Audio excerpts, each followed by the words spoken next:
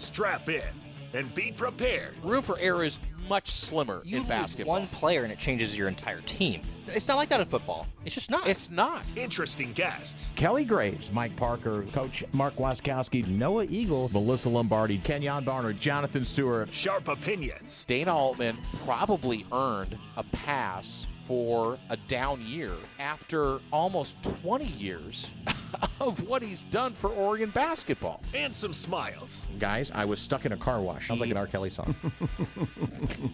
It's not an R. Kelly song. It's Danny Havel. I can't remember, and I've been doing this for longer than you've been alive, which is really horrible that I have to say that, but it's the truth. Justin Grossweiner. It's like the saying in Alaska that you don't have to be faster Than the bear. You just have to be faster than your friend. Danny and Justin starts now on Fox Sports Eugene and Fox Sports Newport. Sitting in for Danny today, it's Goose, Steve Mims.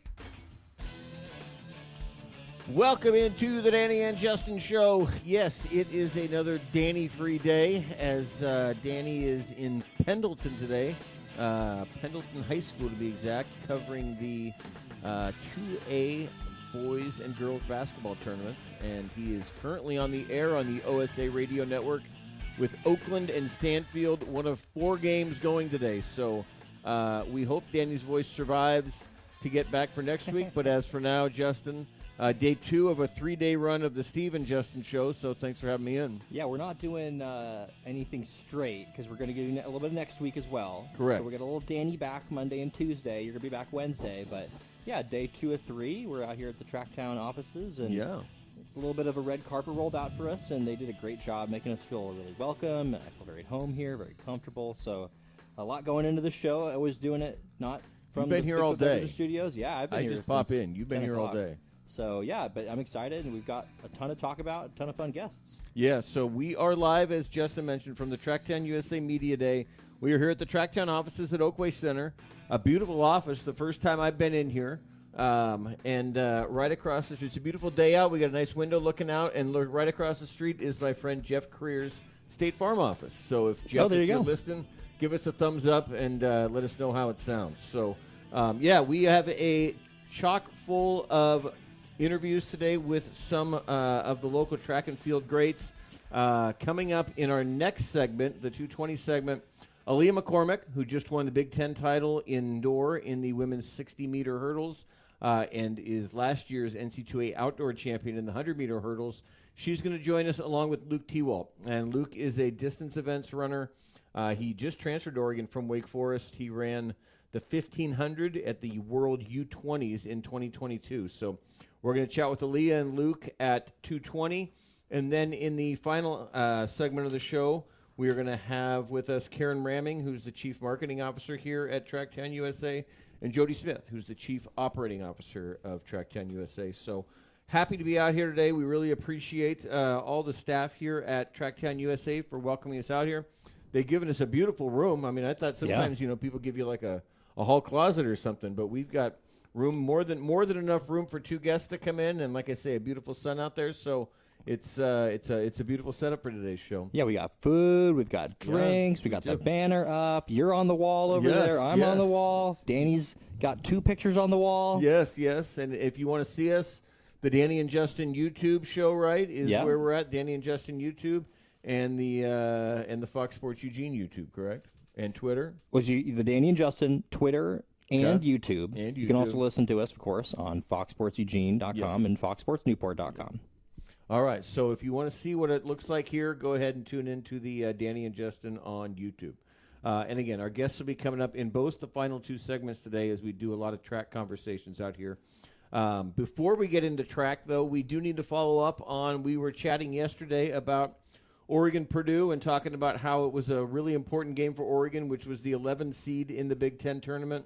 The Oregon women opened up against Purdue, which was the 14th seed. We had said, hey, we think Oregon's in, but, a loss to Purdue to wrap up the season heading into Selection Sunday could be a mar on the record. Well, Oregon didn't worry about that. They go out and beat Purdue 82-64. For Oregon, led as often by Katie Fiso with 20 points. Ius Itute has 16 and 12, and then 14 for Mia Jacobs. So 82-64. That gives Oregon up to 21-11 overall, and they get 10th seeded Maryland tonight at 6 o'clock on the Big Ten Network. As far as I'm concerned, Oregon is now in the NCAA tournament. You feel good about them now? Yeah, they got to be in now. Okay. I was feeling that same way ahead of yesterday's game, but I know you had a little bit of consternation. So I thought it was 90, it's fair. I thought it was 92% yesterday. Yeah. Now it's 99 because you never know with those bracketologists. They can do some weird things when they get in those meeting rooms. So I would never say 100% for a team that's an 11 seed in their conference tournament. But I think with 21 wins, and even if they lose at this point, they would be losing to a team that's in the tournament because everybody else, they're going to have Maryland tonight.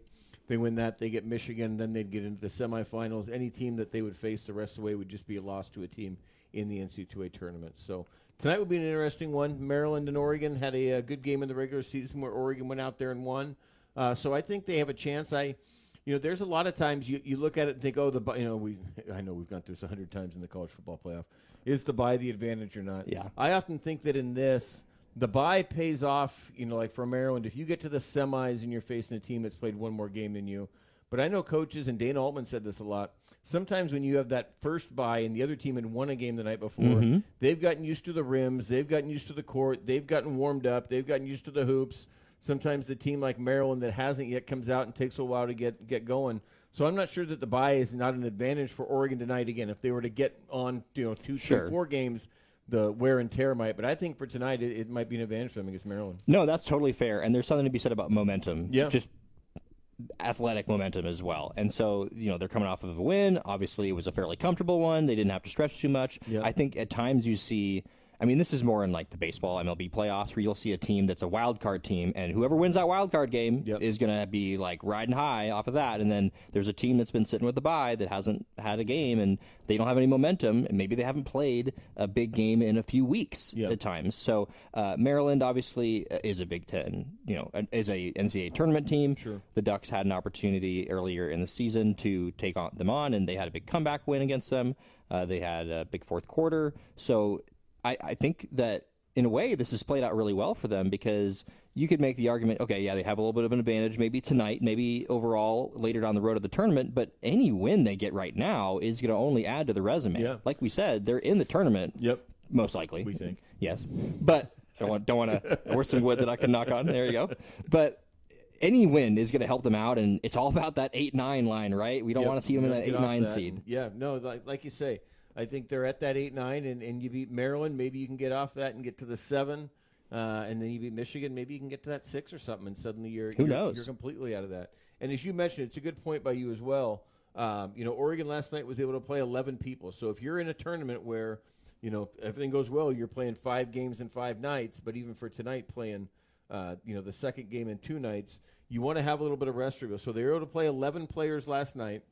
Now, Sophia Bell played 33 and Katie Fiso played 20 minutes, but Etute played only 20.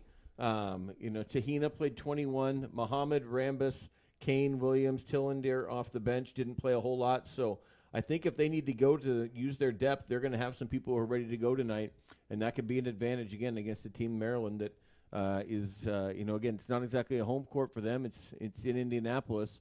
So it's a court they probably haven't played on, the Gamebridge Fieldhouse, the first time they would have played there this year.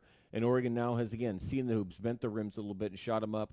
So it'll be a fascinating one at 6 o'clock. And tonight is Big Ten Network. So for the people like me who were complaining last night that you couldn't watch, that I don't have Peacock, we're on Big Ten Network tonight, so we should get a chance to settle down and watch it. Yeah, no, I'm excited. I think that this team – they can be streaky, and I think it is. I think it's all be about that first quarter. Yeah. We've seen them come out flat at times, and they always seem to come back. They always seem to have the momentum to get the game tied. But a lot of times, you see a team do that, they're going to waste a lot of energy getting to that point. So I want to see them have a strong start, and I think that if they can do that, then they certainly have a shot at Maryland. And I do think this team, it still feels like it's a year away from really being a real contender or being one of those teams that can make a run.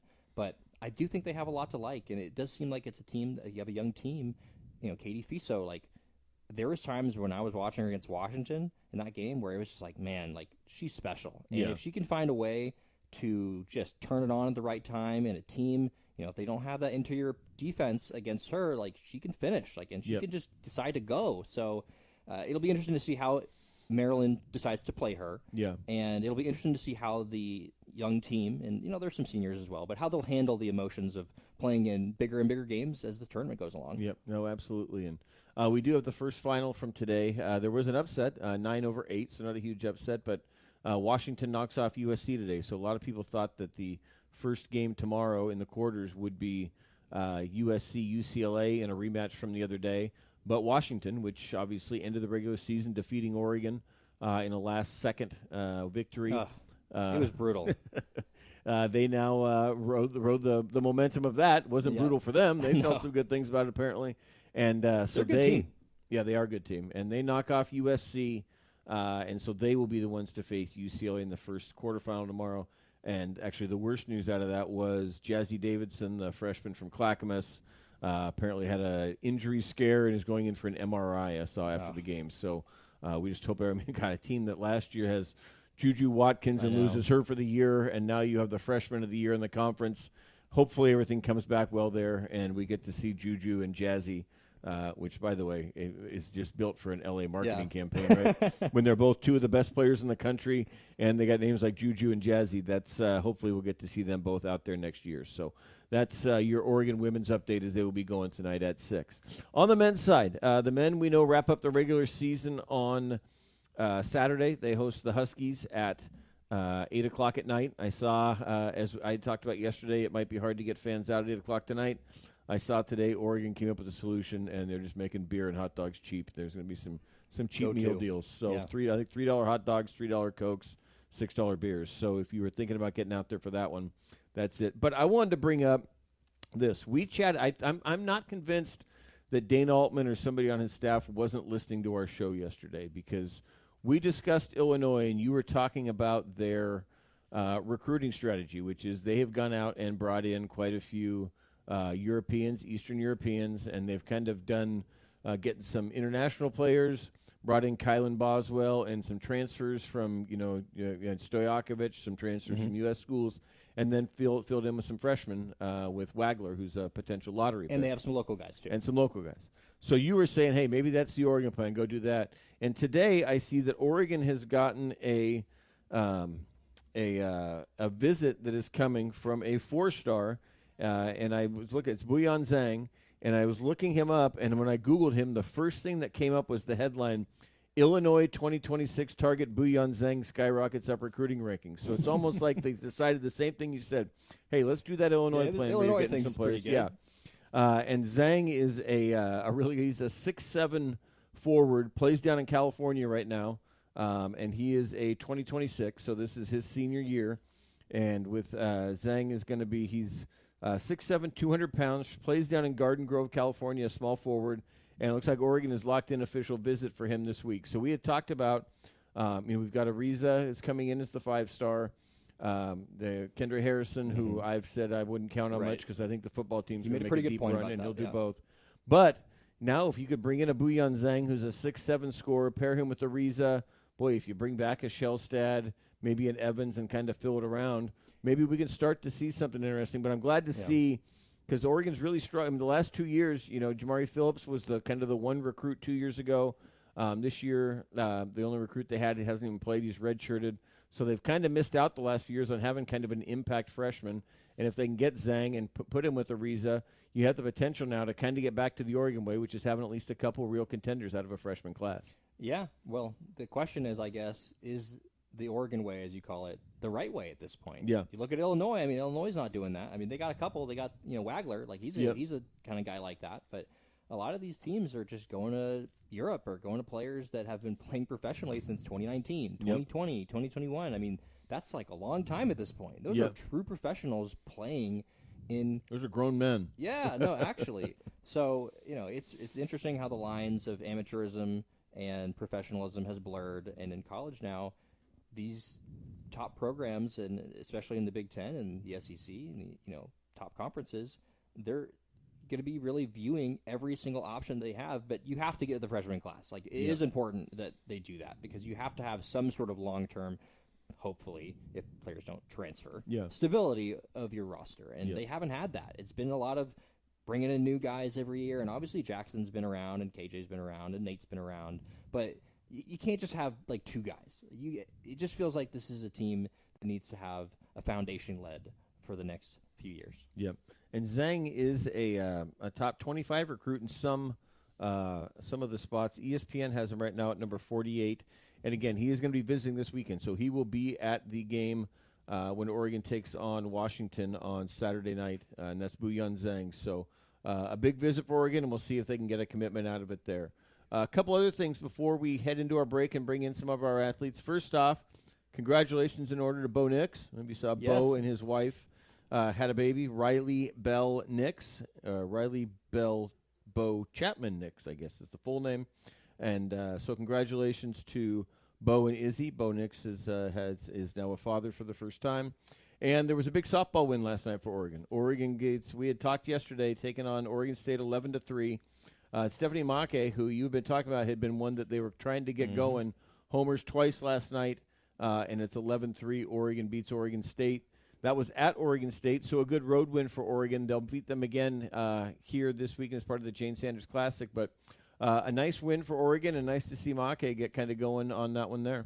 Yeah, and Make, as much as anything, I definitely think that she's the most fun player if you're at the Jane, and she comes up, like, there's the most energy, at least last year. I can't speak on much this year. But last year, it was like, whenever she came up, it was like, oh, yeah, like, energy's here, here's a bomb, right? And so she's been struggling, quite frankly. And so has Riley McCoy, who did go 0-for-4 in this game after kind of a breakout in that last series. But, no, I mean, it was a good win, obviously, for the Ducks. And Make is a player that they need to get going. She has started to get going. Elon Butler has just been going the entire season. Yeah. So that was good to see from her at the top of the lineup going 3-for-4, and then Ayanna Shaw 4-for-4 as well. So, and then, as we said yesterday, it was going to be on the Oregon State side, all about Jay Butler. She did have 2 hits in this game, but ultimately not enough on the run side for the Oregon State Beavers. And coming as a rematch Saturday. Oregon State comes down here as part of the Jane Sanders tournament. So we'll get to see Oregon and Oregon State again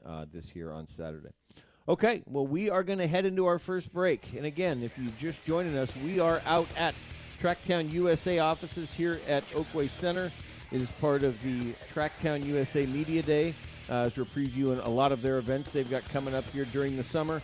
And when we come back, we're going to chat with Oregon's Aaliyah McCormick and Luke Tewalt. We'll chat with them about their upcoming summer plans, some of their past successes, and what it's like to compete at the new Hayward Field. This is Steve Mims. I'm filling in for Danny. You're listening to the Danny and Justin Show on Fox Sports Eugene and Fox Sports Newport. Welcome back into the Danny and Justin Show. This is Steve Mims filling in for Danny, who is off on assignment for the USA, covering the Class 2A boys and girls basketball tournaments. We are here at Tracktown USA's offices at Hayward Field. Tracktown USA Media Day as we preview all the events that will be coming up here during the summer. And we have 2 esteemed guests who are joining us now. We have Aaliyah McCormick. She just won the Big Ten championship in the women's 60-meter hurdles in the indoor. And, of course, last year won the NC2A in the 100-meter hurdles. And we have Luke Tewalt. And Luke is a recent transplant here to Eugene and ran for Wake Forest and ran at Hayward Field, passed in a U20. And he qualified for Team USA. For finishing second in a qualifying event held at Hayward Field. That was in 2022. So thank the both of you for coming in. We appreciate it. Of course. Thank you guys for having us. Thanks for having us. Yeah, you bet. Starting with you, Aaliyah, tell me what it's like. You've won a few championships, but now coming off of the Big Ten one in the indoor. What's the indoor season for you? Is that as important as outdoor? Does it build up the outdoor? What do you try to use the indoor season for? Absolutely. It's so important. And I'm just so excited to just have been having a really full season. And I think for the indoor season, it just kind of, like you said, it pushes me into outdoor. It just lets me know where I am and where I will be when it comes time to outdoor. Yeah. And Luke, you were saying you're not doing indoors, so you're waiting to put the Oregon uniform on for the first time coming out here from Wake Forest. What brought you out here from Wake Forest? I mean, the opportunity to run for the Ducks, like, you just can't deny it when you have that opportunity. So, Jerry built up an excellent program here, and the legacy of being able to be one of the Oregon Ducks and Men of Oregon is just something that I've always wanted and always dreamed of. And when that opportunity came, Jerry gave me that call, and I jumped at that opportunity for sure. And you said you were here, so that would have been with the 2022 U20s. Yep. And then you finished second to qualify for the event. What was Hayward Field like for you as a visitor? But I mean, it's such an incredible spaceship type place. Mm-hmm. You could run around the world and not see anything like that. What was it like when you came into Hayward Field, not even being a member of the team, but just seeing what it was like? I mean, that feeling, that first time feeling of seeing the arena, seeing Hayward, seeing the dedication and love that, obviously Phil Knight and everyone else who supported the project of building this place, like that feeling, I still have that feeling every day now that I'm on the team. It's awe. It's just straight awe when I see this building, and I can't believe that I get to be a Duck and get to call this place home. And when I first walked into that the arena, I mean, I was overwhelmed, and now it's a little bit more calming when I walk in, and now that I call it home, but it's still just gratitude is the first thing that comes to my mind when I see it, because it means I've had a great season. I've put in the hard work, and I get to like show off everything that I've put into the season to be able to race at Hayward. So. And you get that Hayward Field magic when you have the home crowd banging up. Aaliyah, you can speak to that. What is it like running there? Not just having it be this incredible facility, but having that feeling of the hometown crowd cheering you on. Is it unlike any other place you run? Unlike anything ever. I genuinely love Hayward. Like it's my favorite place to run at, and I love our fans. Our fans are what pushed me to the finish line, and like Luke said, it's all I think is gratitude. There has been so many championships on this track, so many world records on Hayward Field broken, and it's a privilege to wear the O across my chest and even win at Hayward Field with the O across my chest. So it's amazing, and I just love Hayward Magic and the fans. You ran a pre last year too. Mm-hmm. I mean, in a star-studded field, yes. Sold out Hayward Field. What's that event like? Oh my goodness, that was unreal. I had never seen Hayward that full. Like every seat was full, and you know how it's like like the Hayward seats are green and like green. I didn't see that at all. I saw everyone's faces. The crowd was just a roar, and then being amongst those amazing ladies that are at the top of their game, that are elite, I was just like a little baby duck just sitting there like, I'm gonna do the best that I can. But that atmosphere was just insane, and I can't wait to be a part of that meet again. How much is that going to help you, do you think, just experiencing it that first time, getting another experience at it? You kind of already felt it once. Like, how much do you think that's going to help you going forward? It helped me a lot, because that experience was very humbling. It made me realize that I really wanted to do this for life, that this is something that I want to be my job, and I know that these ladies that were on that line, they accumulate that, like that is their life. They literally live, eat, breathe hurdling, and that's something that I want to do. So I know that in order to be at that level, I need to just fix some sort of things and acquire that in order to even be amongst those group of ladies and become one through third. So yeah. How different is outdoor? I mean, obviously in the indoor you've got the 60 meter, and then the outdoor you're doing the 100. Is it different training for those? Does the 60, does it put you on a pace coming in, or do you have to kind of change some workout things going into the spring in the outdoor? Absolutely. It's completely different races. 60 is over in 7 seconds, so you don't really have that much time. And it wouldn't be over in 7 seconds for me, by the way. Close your workout. Yes, it's really quick, and then 100 meter is longer, and so you have a lot more time to just fix a little bit of things, but not that much time, because it's either you got it or you don't. So especially in spring break, it's kind of like fall training all over again. We literally go back to lifting heavy. We go back to starting now doing more hurdles. Like sometimes I do 13 hurdles, and does it hurt? Yes. But will it help me? Absolutely. Like from seeing my results from not even competing my freshman or sophomore year and being able to win nationals, which was just such a blessing. So I just know that my training will be definitely different, because 5 more hurdles are being added to the race, but it's only going to get easier, because now I've definitely just fixed and needed to figure out what I needed to fix for the first 5 hurdles, and now adding 5 more, it's just going to get better. Wow. You are listening to the Danny and Justin Show. We are out here for Track 10 USA's Media Day, joined by Aaliyah McCormick of U of O and Luke Tewalt Luke, how about you? When you're not running in the indoor, what's kind of your fall and winter like as you gear up for your outdoor season? Yeah, so it's a lot of mileage. In the outdoor season, I'll be running the 5K and the 10K. So that means we're putting in 90, 100-mile weeks. And so I just get that time to explore a lot of Eugene, running around Prees Trail, going out to Dexter, going out to Darina, Cottage Grove, and really just getting to really enjoy the beauty of Oregon while also putting in those hard miles. We do lots of intense training in Hayward, and then we get on the bike path near Prees Trail. Yep. Lots of lifting as well, core work, and just lots of miles. For each of you, what's something that you didn't expect about Oregon or Eugene that now that you're here, you've gotten a little bit of a taste, obviously, that you didn't see coming into it? I will say what I wasn't expecting was the family aspect. It's just being a senior, I think about all the years that I've spent here, and I just am so sad that it's coming to an end because I don't want to leave, I have literally enjoyed learning every aspect of myself, of Eugene, of the people around me, even the people in the town. Everyone's just so nice, and everyone loves Oregon, loves the sports. In the sport, yeah. Yes. So that's one thing that I wasn't expecting coming into school. I knew about the weather and stuff like that. The weather isn't always the best, but Eugene's summer is insane. So. Yeah, and I would pretty much the same. It's the instant love and being a part of the community just by putting the O on my chest. When I'm running around, I hear "Go Ducks." When I'm in the grocery store and I have my Oregon gear, "Go Ducks." People ask me, "Oh, when are you racing? When's the next meet? Can we come out?"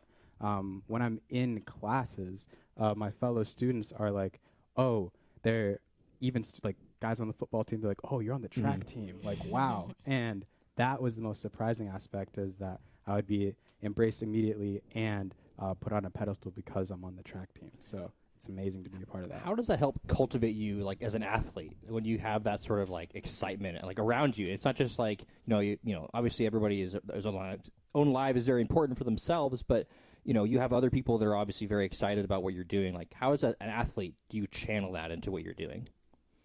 It lights a fire under me because. Once again, I'm not just doing it for myself, but I'm doing it for the crowd. I'm doing it for my team. I'm doing it for the fans. I'm doing it for Eugene. So it's just, once again, it's a privilege, and it definitely just ignites me to want to win. Yeah, to have more than just yourself or your family, to have an entire community behind you really pushes you to represent more than, push yourself a little bit extra. Find that extra 1% to do well for Eugene, for Oregon. So what's next for you guys right now? What's the training like right now? What's your routine like right now as you get ready for what's going forward? Well, for me, I'm still in indoor season. I'm going over to nationals next Monday. So I'm just still in my training cycle, just trying to, get the little cues, stay technical, stay fast so that I can come home a national champion again. Right on. Yeah, and we, on the long distance side, we're putting in a big block right now in March. We're going to open up our season early in April down in Stanford. And right now we're putting in huge blocks of tempo work. Like on Tuesday, we put in a 12-mile workout, which was insane, 18-mile day. So just lots of mileage. Just getting the aerobic system primed, and then we'll get the legs turning as the season goes on. Aaliyah, for you, the hurdles is such a discipline. I assume, as a kid, were you a sprinter and did kind of everything? How did you come into and then it's one to where, again, if you're sprinting, hey, we're just running, but you got so much more you got to worry about now. What attracted you to hurdles as opposed to all the other events I'm sure you did as a kid running? Well, I started track when I was 9, and I was just kind of running at that point, being a kid, just wanting to make friends and stuff. But I remember originally when I was around 13 years old, I was trying to get out of a hard workout, and the hurdlers were just over there just going over hurdles, and I thought that looked a little bit easier, so I just decided to go over. And ever since then, I've just fallen in love with something that's been so difficult but helped me become so disciplined and fast and technical, and I find it amazing that so many people are just like, how do you do hurdling? Like, it's so hard, but it's like, it's not. It's so easy. It's the same thing with you. I mean, again, I'm sure you did everything. When did you realize, hey, these distance ones, maybe I'm a little bit better at than everybody can kind of run the 100 and 200, but getting this going to the 1,500, the 5,000, when did you realize the kind of distance was your specialty? Yeah, so growing up, I was a lacrosse player. Really? And so once I got up to the high school ranks, I'm a distance runner, 5'8", 130 pounds. And once I started getting beat up by these 6'2", like 180 guys, I was just like, you know what, maybe lacrosse isn't for me.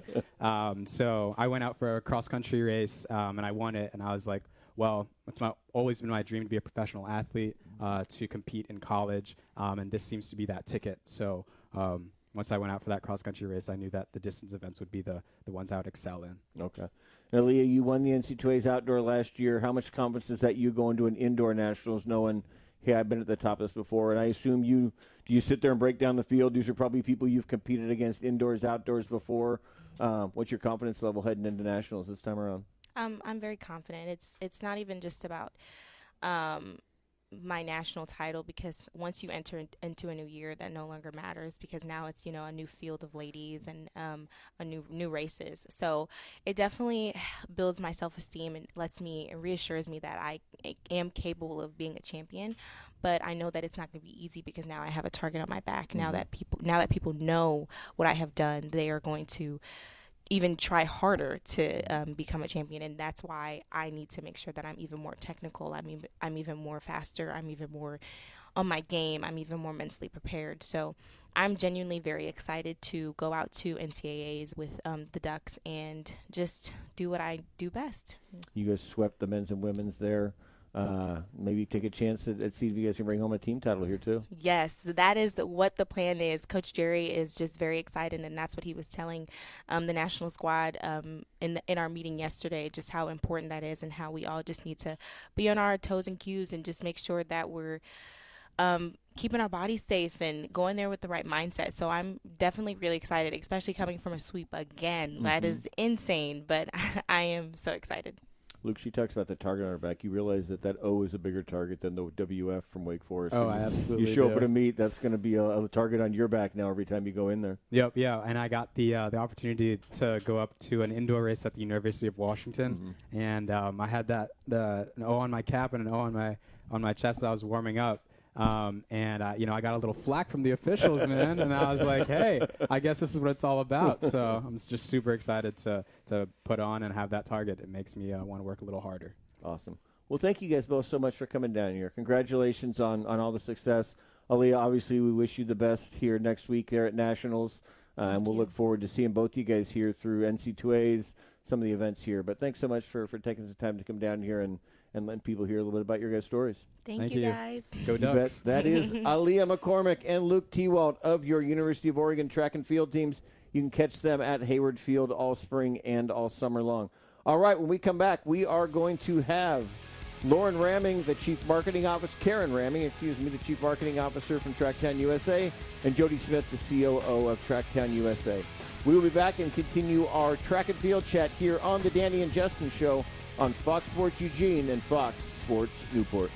Welcome back into the Danny and Justin Show. This is Steve Bims filling in for Danny, and we are live at the glorious Tracktown USA offices here at Oakway Center. It's a beautiful day. If I ran real far, it would be a great day to run real far, but I'm going to sit in here and host a radio show and talk about the great athletes that we have here. We really appreciate Aaliyah McCormick and Luke Tewalt for coming on. That was great to hear from them. And now we are going to talk to some of the brains behind Tracktown USA. We have Jody Smith, who is the Chief Operating Officer for Tracktown USA and the co-director of the Prefontaine Classic. And we have Karen Ramming, not Lauren, Karen Ramming. She's Chief Marketing Officer for Tracktown USA. Thank you two for coming on. We really appreciate it. Thanks for having us, or thanks for being here in our offices, making it easy. Yeah, you guys have made it great. This is quite a show you got when the General's running it and getting us all set up here, so we're all set to go and good. Well, hey, tell us, we've got a busy season coming up here. Tickets have gone on sale. Give us kind of an overview for either of you, an update on kind of what tickets are on sale for, the headliners. We know we got the U20s. We know we got the pre-classic. what are kind of the big events this summer, and where can people go to get more info and find tickets? Yeah, so our two tentpole events this summer are the Prefontaine Classic and the World Under 20 Championships. Prefontaine Classic is 4th of July week, and the World Under 20s is August 5th through 9th at Hayward Field. Tickets are on sale. Thank you for that. We've got them at tracktowntickets.com. All session packages for both of those events are on sale right now. We've also got volunteer registration opening, so if folks would prefer to work the meet and get very much a front row seat to what the experience of Tracktown USA is, we very much encourage them to register to volunteer at gotracktownusa.com/volunteer. And pre-classic in particular, get your tickets now, right? Because that will sell out. Yeah, they're selling faster than they ever have in all the years of the meet. So if you're even on the fence, if you're thinking maybe I want to go to pre this year, get a ticket now. Get one now. Yeah. Jody, you're the co-director of this. You're the one who helps put this on and bring in the athletes. I know we've announced some of the headliners, not all the fields yet, but where are we at in terms of putting it together? And can you give us kind of an overview, or how does that work? Do you work through, are the events, you figure out which events you want, which athletes start reaching around, or figure out which athletes you can get? How do you put together this world-class field every year? It's a little bit chicken the egg, but it's mostly we pick the events really far out. So about a year out, we have our Diamond League meetings where we get to negotiate for the events we want to have at Hayward Field. Okay. Part of that negotiation is we look at what events we think are going to be the best ones for the upcoming year. So back in 25, we were predicting what would be great in 26. And you're always going to have the Bowerman Mile. We're always going to have the Matole 800. But then once we have those events, it's really about getting the best athletes here. And it's going out there, whether it's past Olympic champions, world record holders. We look a lot at who are the current top 5 in the world. We look at who's up and coming.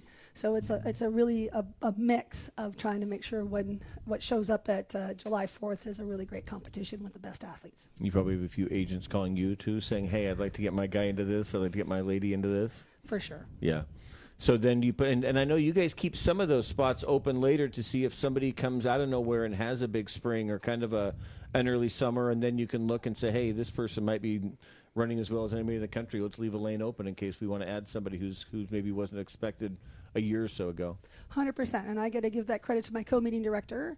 He does most of the work with the agent calls. He is currently out of the country, but he he is very judicious at getting the best ones there, but leaving some spots because somebody's always going to be hot in May, June, or July.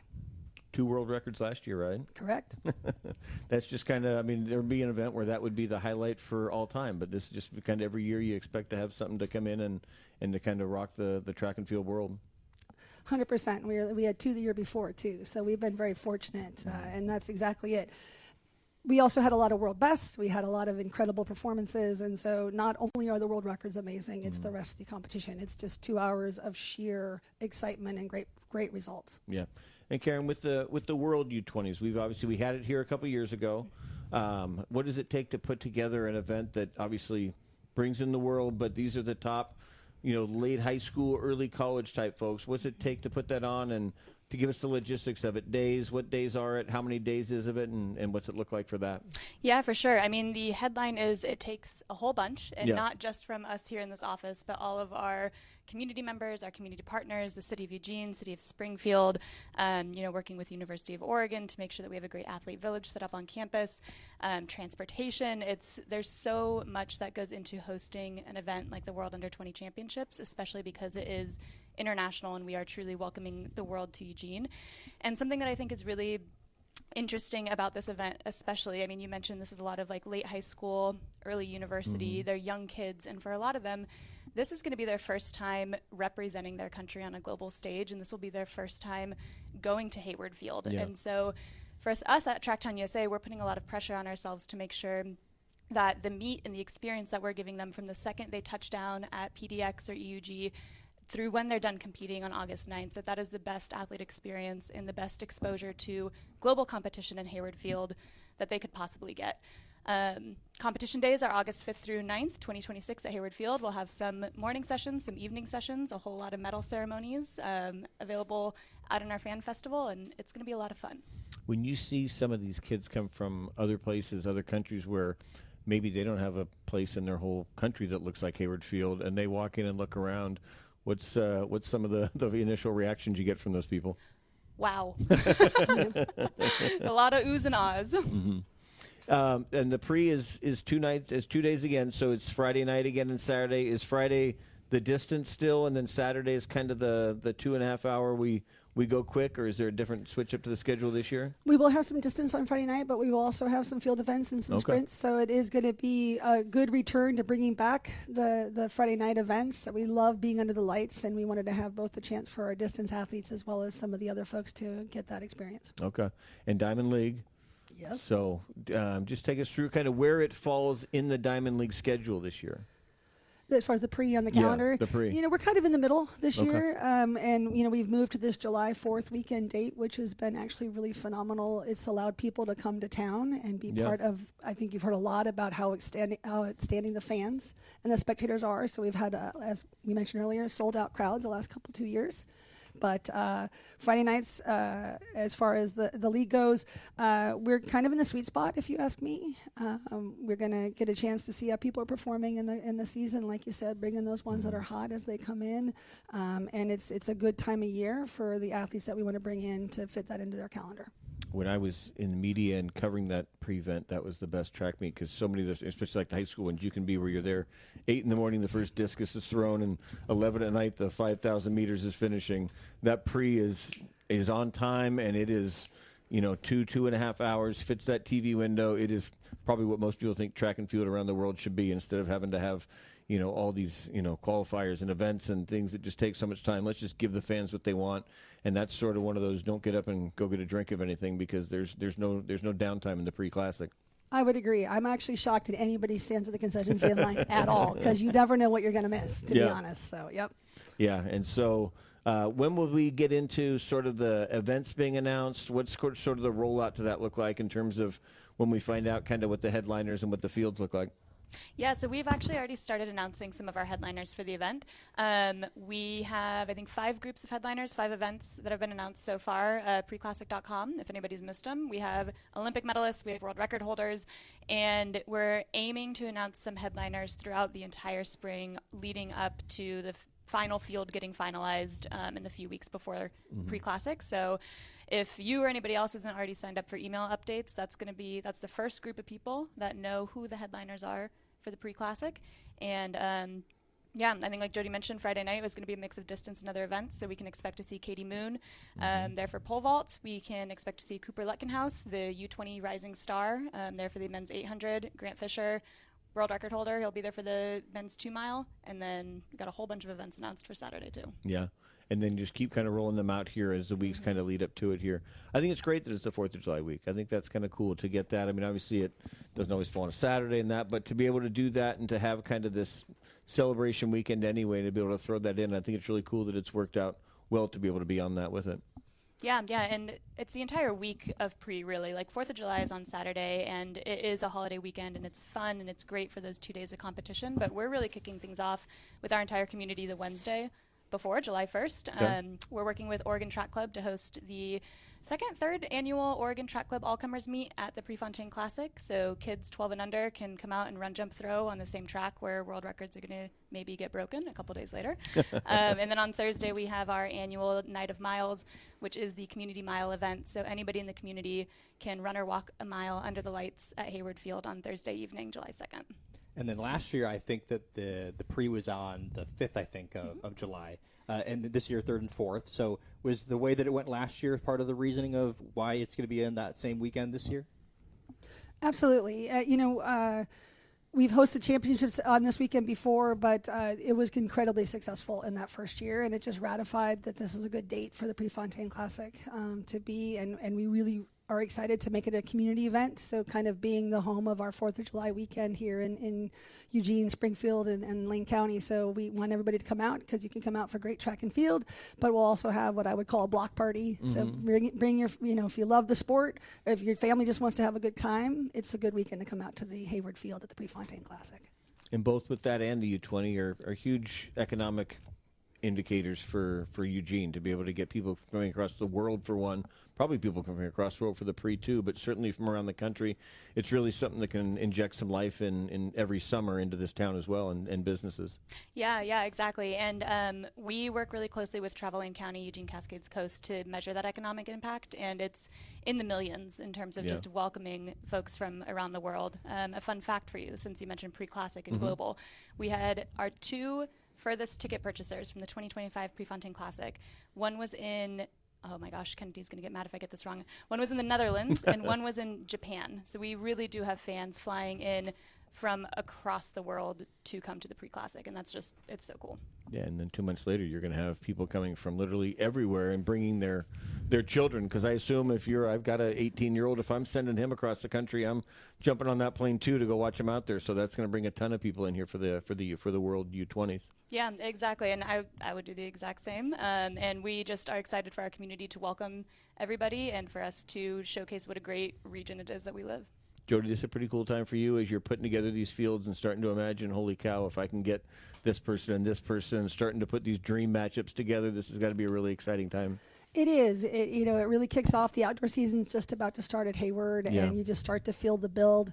I was listening to your earlier segment, and Aaliyah's talking about, the crowd and the excitement. That's what we live for. I mean, we're working hard. We're in the middle of spreadsheets right now and planning, and it's not the most, exciting time, but we all know what's coming, and it's also we can deliver what we want to consider the best of. We want this to be the best athletic experience, the best spectator experience, the best community experience. We're all in. Yeah, and you've got a community that's done it year after year. So in terms of kind of putting and promoting these things, it's great to know that people have been coming out. I mean, these people have been going to the pre for 40-plus years. People have seen the World U20s a couple years ago, obviously been to trials and other things. But just to have a community that's always supporting this, unlike really any other place in the country, is unbelievable. It really is. And I mean, our company's name is Tracktown USA, but obviously for decades before that, and it still, the region is Tracktown USA and the community here. And that happened organically because of the spirit and the support